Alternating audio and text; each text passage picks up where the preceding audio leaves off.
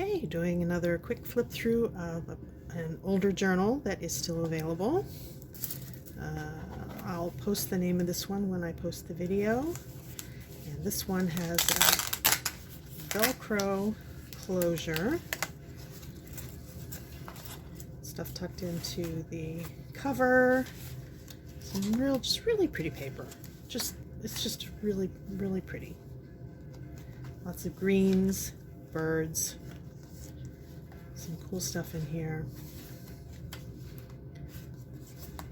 There is, as always, there's a much longer flip through available on our YouTube channel.